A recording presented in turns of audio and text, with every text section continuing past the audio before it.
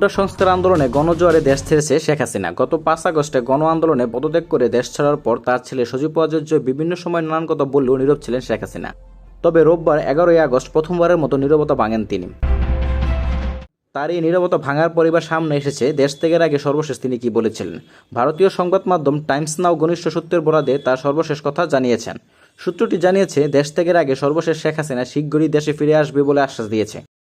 ভারতে যাওয়ার আগে তিনি বলেন, আশা হারাবেন না, আমি শীঘ্রই ফিরে আসব। আমি হেরে গেছি, কিন্তু বাংলাদেশের জনগণ জিতেছে, যাদের জন্য আমার বাবা, আমার পরিবার মারা গেছে।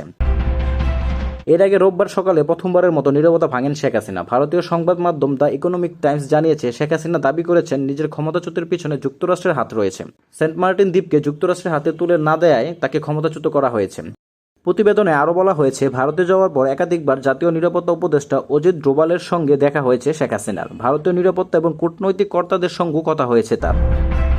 রোববার ১১ আগস্ট ভারতের পররাষ্ট্র মন্ত্রণালয় থেকে জানা গেছে, আওয়ামী লীগ সরকারকে ক্ষমতাচ্যুত করা এবং বাংলাদেশের সম্প্রতি পরিস্থিতির জন্য তিনি আমেরিকাকে সরাসরি দায়ী করেছেন। দেশ ত্যাগের আগে যে ভাষণ তিনি দেশবাসীর উদ্দেশ্যে দিতে চেয়েছিলেন, তাতেও এর উল্লেখ ছিল বলে সংশ্লিষ্ট সূত্রে জানা গেছে।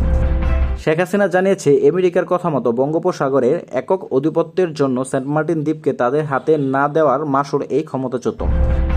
তিনি বাংলাদেশিদের সতর্ক করেছেন, তাদের উপর মৌলবাদিতা যেন ভর না করে। শেখ হাসিনা আশা প্রকাশ করেছেন, তিনি আবার নিজের দেশে ফিরে আসবে। তিনি মনে করেন, আওয়ামী লীগ বারবার ঘুরে দাঁড়িয়েছে, এবারও ঘুরে দাঁড়াবে। তার দলের বহু নেতাকে হত্যা এবং বাড়িঘর জ্বালিয়ে দেওয়ার মতো খবরে তিনি অত্যন্ত ব্যথিত। এইদিকে স্বরাষ্ট্র উপদেষ্টা ব্রিগেড জেনারেল অব এম শাকাওয়াত হোসেন আওয়ামী লীগকে সতর্ক করে বলেছেন, আওয়ামী লীগ যেন কোনো প্রকার সহিংসতায় জড়িত না হয়ে নির্বাচনের জন্য দল গোছায়। সম্মানিত দর্শক, আপনারা কি মনে করেন সাবেক প্রধানমন্ত্রী শেখ হাসিনা আমেরিকার নিয়ে যে বার্তা দিয়েছে তা কতটুকু গ্রহণযোগ্য? তাছাড়া আওয়ামী লীগ ফিরে আসলে দেশের মানুষ তাদের কতটুকু গ্রহণ করবে? আপনার মতামত জানাতে ভুলবেন না। Uncut 24 news desk.